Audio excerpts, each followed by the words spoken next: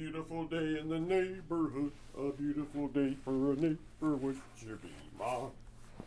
Would you be ma? It's a neighborly day for a beauty. Oh, hello there. Welcome back. It's another wonderful day here at Sisseton Wahpeton College with your intrepid host, Professor Victor Singingeagle. And I got some goodies in the mail. Now for the fun stuff. Gimme. Ah! What did I get in the mail? Gimme. Books. Beautiful books. Oh boy, oh boy, oh boy. Oh boy. Yeah. Ranger, sir. Smarter than the average bear. What is it? Woohoo! We Survived the Night by Julian Brave Noisecat. Noisecat? Well, why am I questioning the name? I mean, our family, we used to be called Noisy White Eagles until we changed it to Singing Eagle.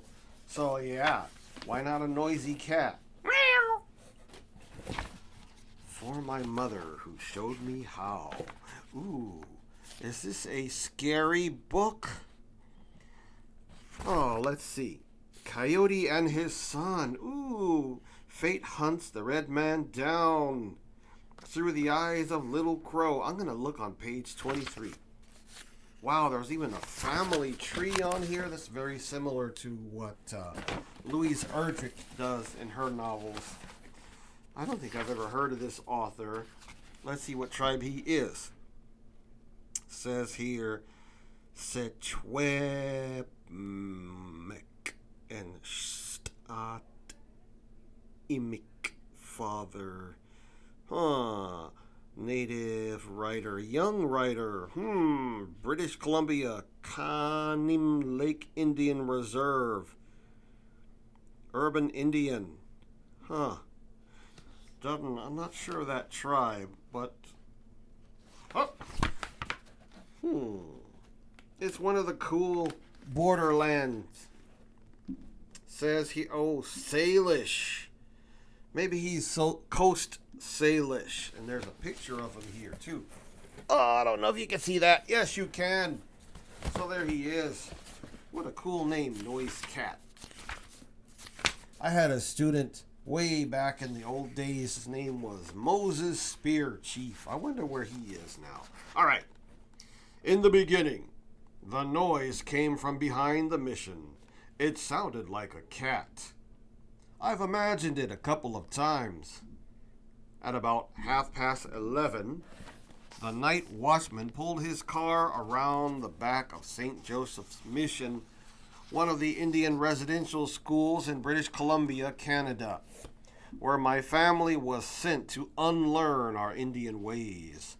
The 4-story building was all white and right angles, unadorned, save for a big cross looming over the entrance and blue-green trim that, from a distance, made the campus look like a chunk of moldy cheese plopped in the middle of the valley.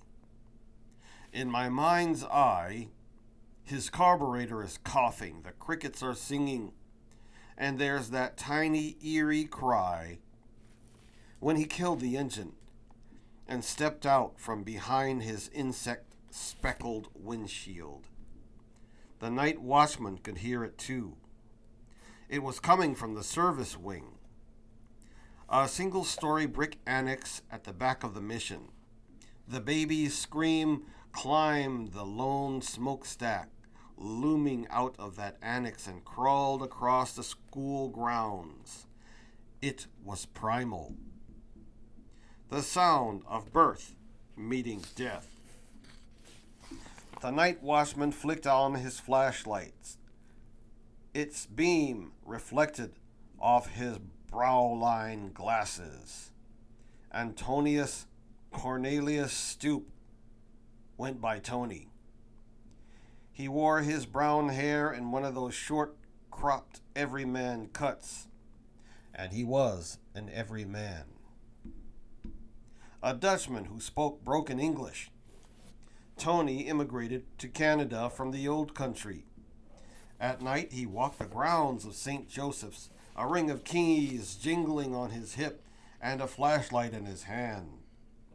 It was his job to make sure the Indian kids weren't up to any Indian mischief, like stealing food or running away. He also kept an eye on the mission's prized and profitable herd of Herefords. Undoubtedly, he saw and heard things in his many nights at St. Joseph's, where he worked for more than 30 years, until the school was shuttered in 1981. But he said little and kept to himself.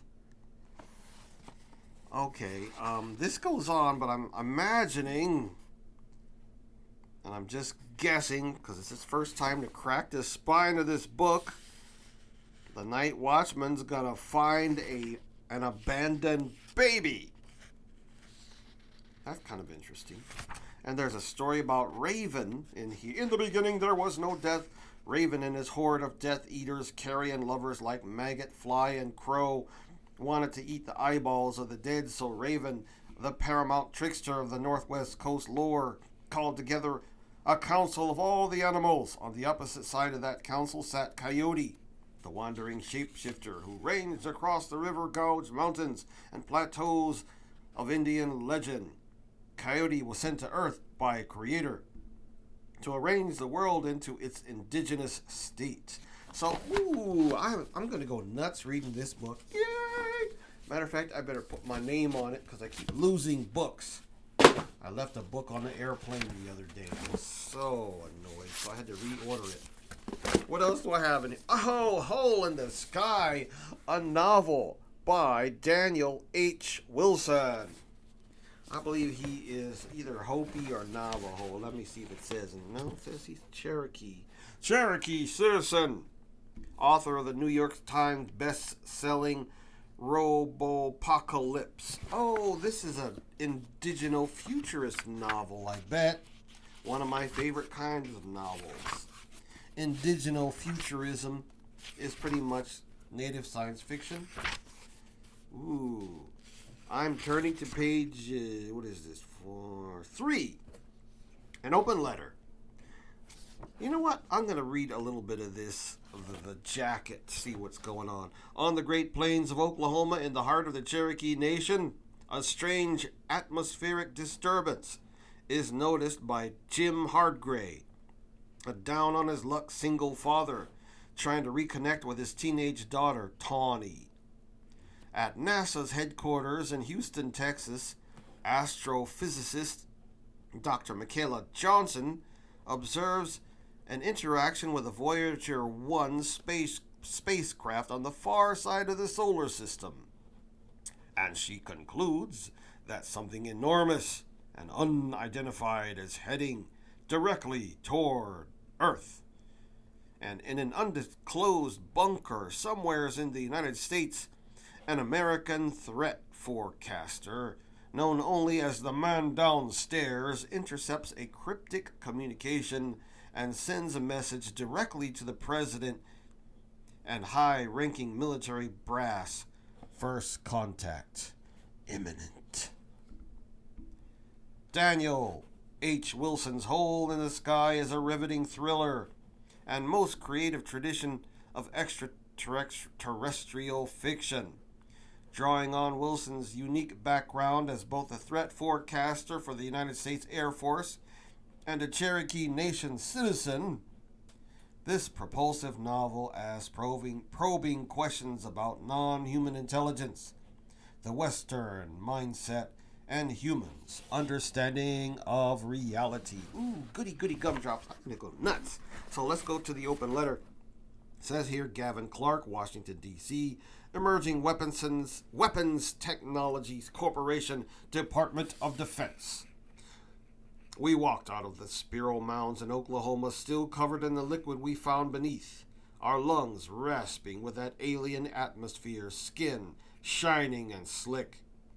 We walked out with our eyes open, flat, and our souls empty. We lost a lot of people down there, and we walked out with more than we expected. We walked slowly, we waited, we obeyed commands, and shouted through megaphones. I told the others to keep their hands raised, palms out. The crosshairs of a dozen snipers would have been trained on us as we appeared from the mouth of the crater. I could hear the chopper circling, blades lazily beating the air.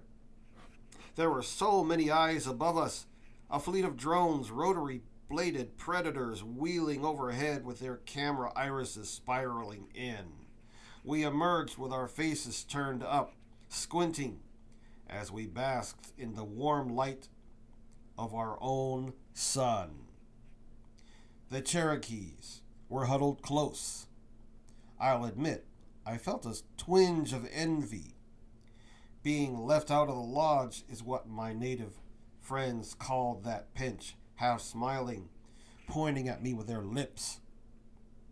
While we were in that dark hole, they had been forged into a family. They had made sense of what had happened together.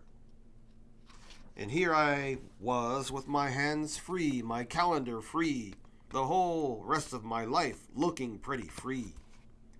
The memories haven't stopped flickering through my thoughts like traces of lightning. Things I saw that couldn't have existed. How my ears popped when we walked through that old weathered spot in reality. The unnatural shapes churning in just under the surface of those black waters. I guess it took a little while to sink in. The real honest lie of it all is that this isn't my story to tell. It never was. I don't have any deep revelations to share. I'm not the type of guy this kind of stuff could ever make sense to. It's like I said, I was never really inside the lodge.